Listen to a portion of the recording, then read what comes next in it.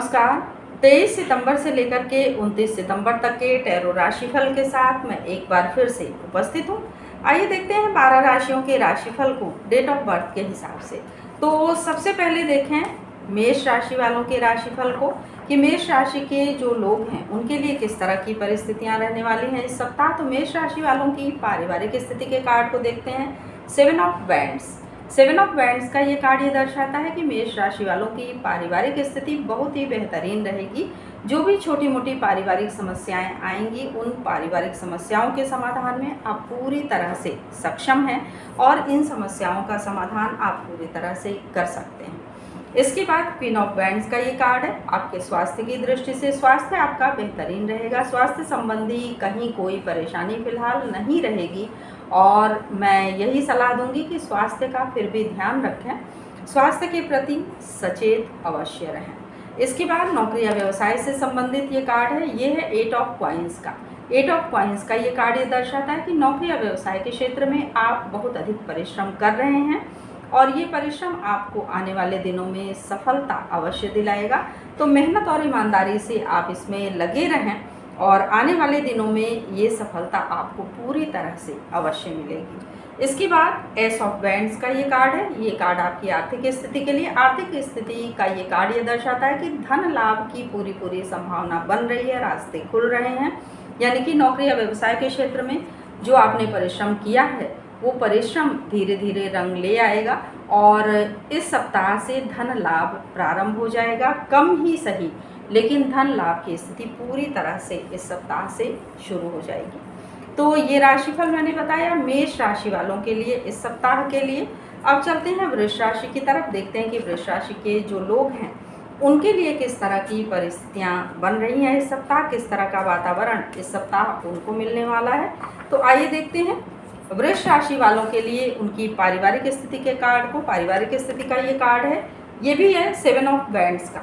7 of wands का ये card वृष राशि वालों के लिए भी आया है और ये कार्ड ये दर्शाता है कि जो भी छोटी मोटी पारिवारिक समस्याएं होंगी, जो भी चीज़ें होंगी, आपको मुखिया के तौर पर उसका समाधान निकालना है। आपकी सलाह पूरे परिवार के लिए बहुत ही काम आएगी। तो जो भी सलाह दें बहुत सोच विचार करके दें और पूरे परिवार में प्रसन्नता की स्थिति रहेगी। इसके बाद द एम्प्रेस का ये कार्ड है। आपके स्वास्थ्य की दृष्टि से स्वास्थ्य संबंधी ये कार्ड ये दर्शाता है, हो सकता है आपको कोई छोटी मोटी परेशानी हो जिसके लिए आपको किसी चिकित्सक के पास जाना पड़े, लेकिन स्वास्थ्य संबंधी जो भी समस्याएं हैं हो सकता है कि किसी ज्योतिषीय सलाह से भी वो चीज़ें दूर हो जाएं। तो आप अगर किसी ज्योतिषी से सलाह लेना चाहते हैं स्वास्थ्य के संबंध में तो ले सकते हैं। यानी कि ऐसा नहीं है कि मैं कोई सलाह इस संबंध में दे रही हूँ, चूँकि कार्ड ये कह रहा है कि अगर कोई ज्योतिषीय सलाह आपको मिलती है तो आप उसका पालन अवश्य करें, इससे आपका स्वास्थ्य अच्छा रहेगा। तो ये राशिफल जो स्वास्थ्य संबंधी था मैंने वृष राशि वालों के लिए बताया। उसके बाद द हैंगमैन का ये कार्ड है। ये कार्ड आपके नौकरी या व्यवसाय की दृष्टि से है। नौकरी या व्यवसाय के क्षेत्र में आपको अपनी सोच पर थोड़ा सा नियंत्रण रखना होगा, क्योंकि अपनी दृष्टि से, अपनी नज़र से अगर देखेंगे तो दुनिया में सारी चीज़ें हो सकता है कि आपको गलत दिखाई दें। ऐसा नहीं है कि पूरी दुनिया गलत हो सकती है।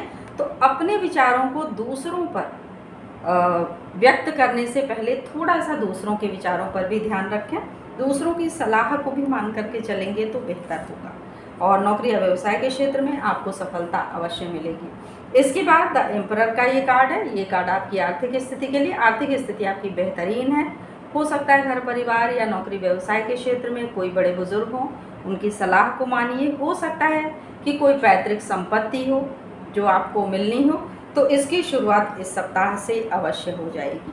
तो ये राशिफल मैंने बताया वृष राशि वालों के लिए इस सप्ताह के लिए। अब चलते हैं मिथुन राशि वालों की तरफ, देखते हैं कि मिथुन राशि के जो जातक हैं उनके लिए किस तरह की परिस्थितियां, किस तरह का वातावरण इस सप्ताह बन रहा है। तो देखें मिथुन राशि वालों के लिए क्या स्थिति रह रही है।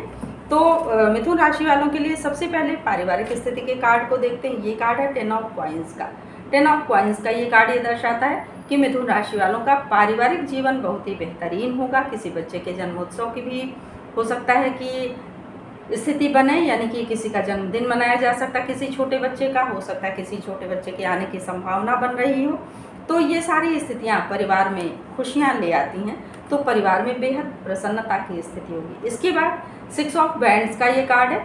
आपके स्वास्थ्य की दृष्टि से स्वास्थ्य आपका बेहतरीन रहेगा। हो सकता है यात्राएं करनी पड़े और उन यात्राओं के कारण आपका स्वास्थ्य थोड़ा सा प्रभावित हो। मैंने कहा कि स्वास्थ्य बेहतर रहेगा, फिर भी अगर यात्राएं कर रहे हैं तो थोड़ा सा अपने स्वास्थ्य का ध्यान अवश्य रखें, क्योंकि यात्रा की थकान आपके स्वास्थ्य पर हावी हो सकती है।